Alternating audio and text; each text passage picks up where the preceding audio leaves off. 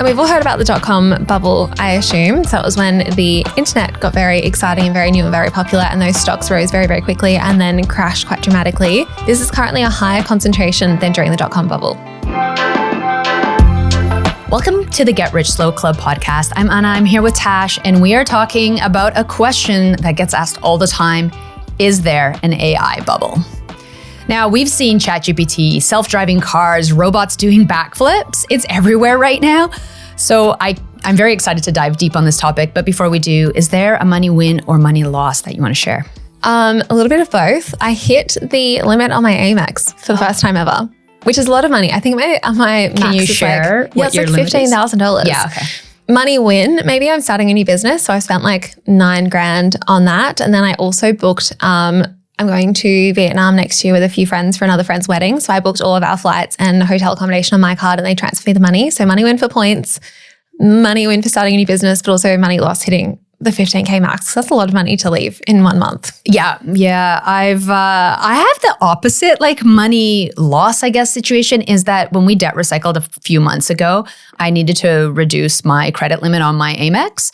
And so I reduced it to, I don't even know, it was like $1,500. Like, I didn't even know it could go that low, because when you get a new one, it's like the minimum is $12,000 or something. Yeah, it was quite low just to reduce it. I was like, oh, I'll pop it back up. But then when I tried to push it back up, I think I accidentally filled out the numbers incorrectly to increase your credit card limit. And so they denied me. And so now I'm stuck there. Oh no. Yeah, because I tried to call and they're like, well, if you filled it out online, if you did it incorrectly, like you just have to wait. And I was like, oh, this is annoying, which kind of led me to want to close that credit card down anyways and just go find points and elsewhere. Yeah. So it's on the to-do list, but then I have to transfer my Amex points to wherever I'm planning on transferring them. And $1,500 isn't that much if you're buying like a flight to Canada. Yeah. Or a flight Or anywhere food overseas. for a family of 4, Yes. like in a month, you know? Yeah.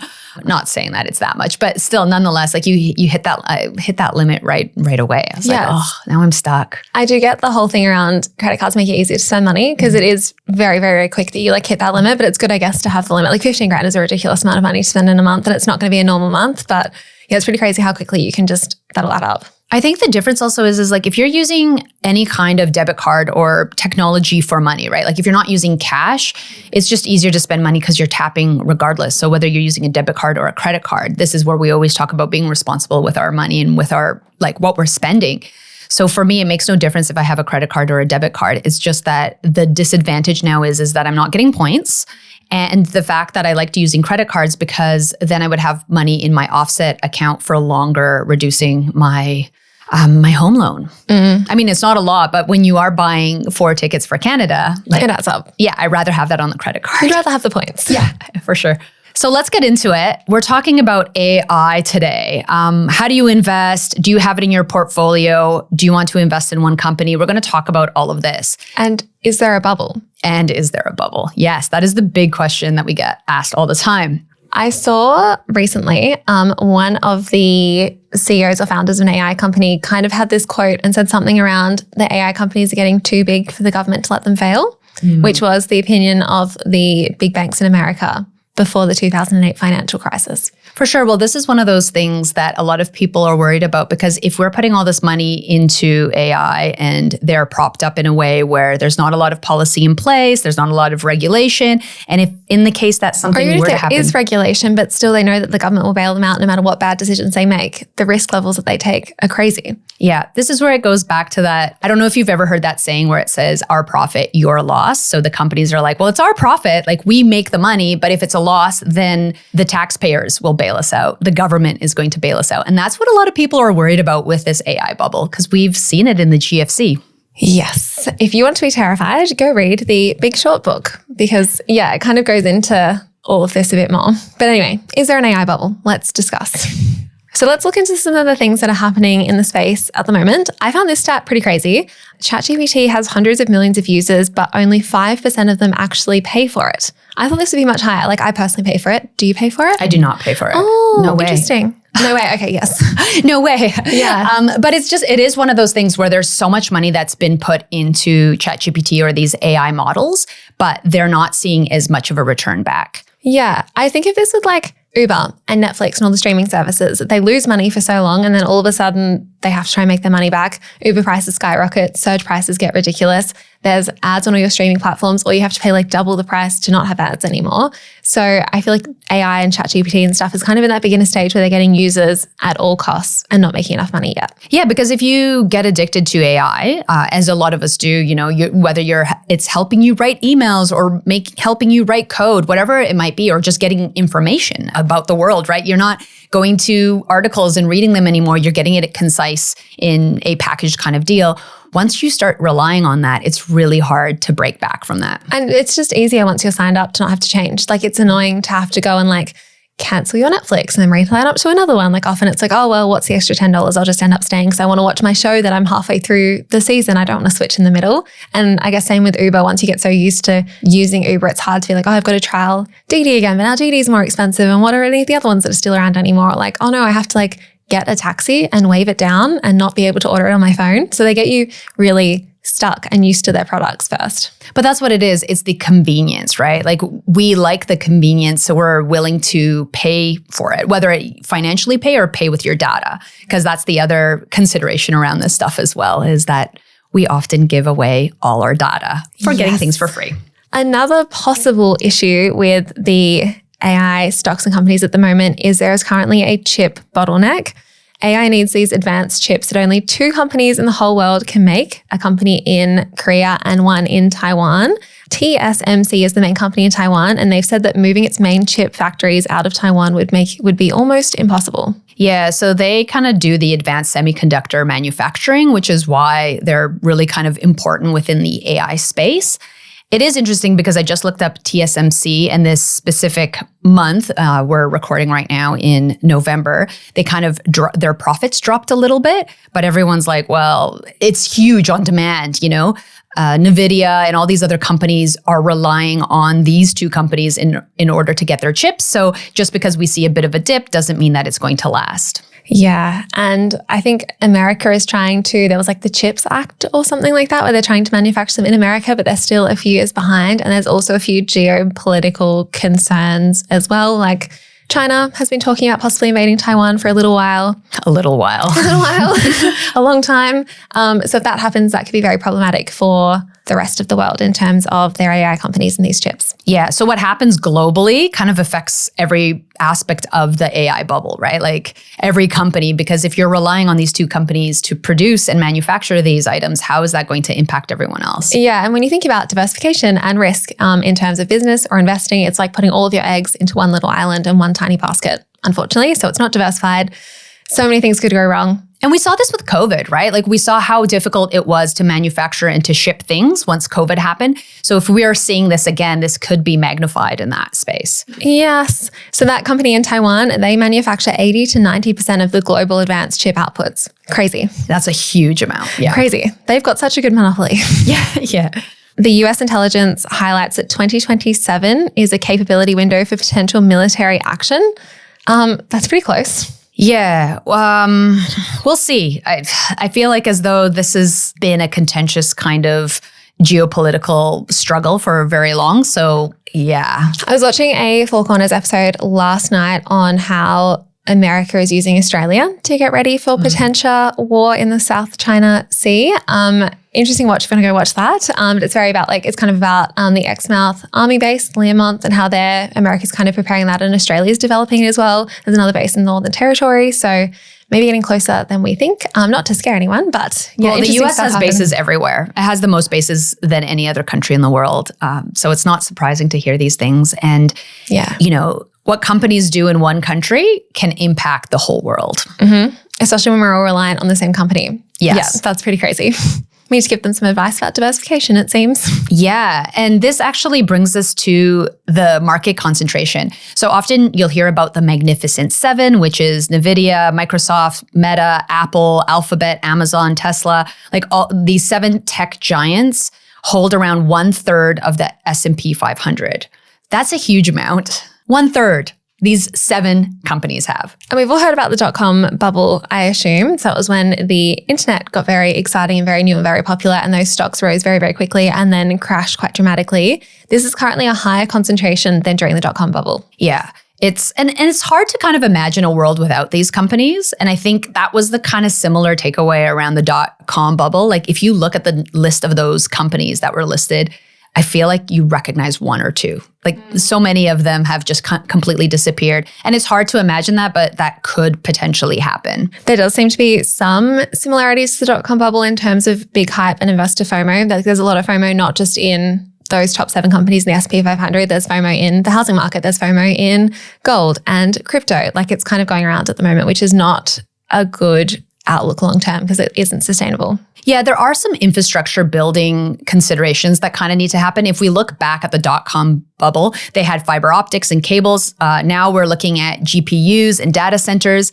So similarly, the infrastructure consideration is kind of happening on both ends when we're looking at those past bubbles. But, the future, like we don't know what the future is going to look like. We are just at the cusp of AI and what it's going to continue to look like. And the problem with investments in some of this stuff now before it's needed is this technology is moving so quickly. So things are becoming outdated really quickly, like quicker than ever before. So there's a lot of money being spent ahead of profits. Yeah. And that's the interesting part, because in a lot of cases when AI came out, people were like, this is going to be amazing. A lot of people let go of their employees. And then when they realized the capabilities of AI was not to the standard that they thought it was, they started hiring back. But they didn't hire back the employees that let go. They're now offshoring. So you're getting cheaper labor. So there's a lot of considerations that has to happen with AI as well. There's the ethical side of it in terms of labor. Like, what are you going to do? Are you going to tax these companies that now let go of people and there's job loss? So how are you going to keep your economy going if you have a high unemployment rate? But then the flip side is you are getting more by using AI. What does the future look like for us? Yeah, I went to an economic roundtable thing with Allegra Svenda a few months ago now, and David Pocock asked that question and didn't get a clear response from anyone. Yeah. He was like, what's like the government's plan in the future for these job losses that are coming with AI? Because we need to talk about this now. If we don't have proper rules around it, proper taxation, proper regulation, AI could just be the wild, wild west. And it can be both. Like it could be an amazing tool that really kind of impacts humanity, that pushes us forward, that gets us advanced. But it could be also a huge kind of disparity in terms of the rich getting richer, the poor getting poorer, creating a bigger divide between countries and individuals. We don't know that unless we have some kind of policies and thought in place. And that really needs to happen now, because we're seeing that. We're seeing that with big companies here in Australia that have let go of a large portion of their employees and then they hired offshore. Yeah. So is there a bubble? Do you think it's a bubble? Do I think it's a bubble? Partially, I think that some of these companies may be overvalued.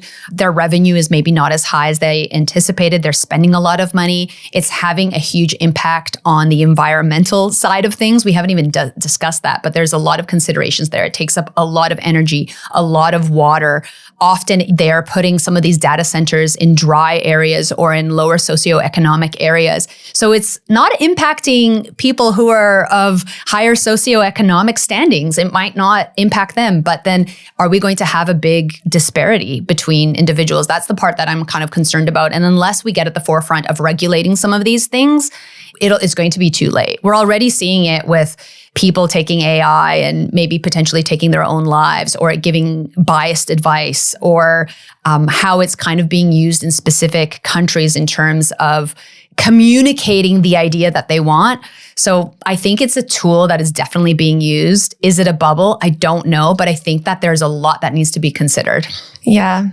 I think it's a really challenging one where it's like things are definitely a bit bubbly, because if share prices aren't matching profits exactly, and there's no way for them to make that profit in the short term, it does feel like it is a bit bubbly. But if AI is this magical thing and ends up being as good as we hope it will be, then productivity will increase and all of that great stuff. And if certain countries and world leaders will back companies no matter what mistakes they make, then it will survive, which is interesting. But then it's interesting to ask, like, productivity at what cost? Mm-hmm. You know? Oh, definitely. If we're looking at it from like a bubble economic point of view, because like we could go down like this rabbit hole of like there's so many other considerations to consider. But in terms of like, we buy ETFs. Mm-hmm. So we have a lot of exposure to AI companies now without even like meaning too much. A lot of these bigger tech companies now are becoming AI companies. Should we be worried about our ETFs crashing? Yeah, fair. Maybe. Fair question. I mean, especially like with the Magnificent Seven, these are huge companies within a specific I think it's just a good reminder that we can never actually pick a bubble, and we shouldn't just be waiting for the optimal time to invest, because my dad has been predicting a stock market crash like for the last 6 years. Yeah. And it's crashed a little bit and recovered and crashed a little bit and recovered. So we never really know. So I think it's important to diversify, not just by the S&P 500, because that is very strongly AI or tech driven. Make sure there's other things in there too, or you're buying maybe property, maybe crypto, maybe you do buy and go and buy gold, even though I think that's a little bit wild at the moment too. Whatever your thing happens to be, I don't think we really know when it's a bubble. I think, just we stick back to our regular kind of standards of investing. Diversify, reduce your risk by not just investing in one company or 7 companies. Like, try to diversify as much as possible and kind of just continue to do that and hope for the best, I guess, is the other side. Yeah. And I'll have to go look at that Taiwan company. I wonder if we can invest in that one. Is that a public or private company? I don't know. I believe it's public. Yes, it is public. Oh, well, have to do some more research on that one then. So if despite all of that, you think AI is great and it's going to change the world and you're really interested in getting more exposure to it, there are some ETFs that you can buy. Yeah. I mean, you could buy individual companies, but we don't really advise that at all. So if we're looking at ETFs, there are a couple different ETFs that you can invest in. One of them is NDQ. So that's BetaShares NASDAQ 100 ETF. So it invests in the top 100 largest non-financial companies. So again, they're more tech companies. And some of those are Apple, Microsoft, Meta, Amazon, NVIDIA. They also have Palantir. So if you're looking at surveillance technology or just advanced chip systems or software, like these companies kind of fit into that as well. Yeah, I feel like NDQ is if you want more exposure to tech stuff. So if you're buying the S&P 500 and it's got the banks and stuff in it and you decide, actually, I want more tech, more than the 30-something% those top 7 make up, then you could go and buy this as well, or instead of. Yeah. Do you invest in NDQ? I own some from when I bought it ages ago, because it used to be one of the 7 on CommSec Pocket that you could buy for $2. Oh. Yeah, there wasn't an S&P 500 one on there back when I was using it. So I did buy a bit of NDQ, maybe like a few $1,000s, not too much though. Mm-hmm. Yeah. The next one is RBTZ, which is the BetaShares Global Robotics and AI ETF. So this one focuses on companies driving automation and artificial intelligence, including things like NVIDIA, we've had a lot already, but also Intuitive Surgical and, I don't know how to say this one, FANUC, I believe. FANUC. So those other companies are more around the robotic sides. So Intuitive Surgical is actually a robotic surgical company, which I thought was really cool. Like, so they help doctors with surgeries, and FANUC is more of the robotics of manufacturing sites and so forth. So if you're specifically interested in that, and that's why I love that this ETF is called RBTZ, robots. Yeah. This one's done okay, but compared to the S&P 500, I feel like it's underperformed. So the 1-year returns are 18% per year, 3-year returns are 23% per year, but 5-year returns are 8% per year. And the S&P 500 has like doubled over the last few years. The next one is HACK. That's BetaShare Global Cybersecurity ETF. So as AI grows, there's obviously a need to protect ourselves within the digital world. So the HACK invests in companies like CrowdStrike and Palo Alto Networks. Both of these focus specifically into cybersecurity. They're cybersecurity companies. And then there's also like Broadroom Inc., which focuses on semiconductors and software that also kind of focuses on the security solutions of cybersecurity. HACK has done a bit better than the robots one we just mentioned before. So 1-year returns 28%, 3-year returns 22% per year, and 5-year returns 20% per year.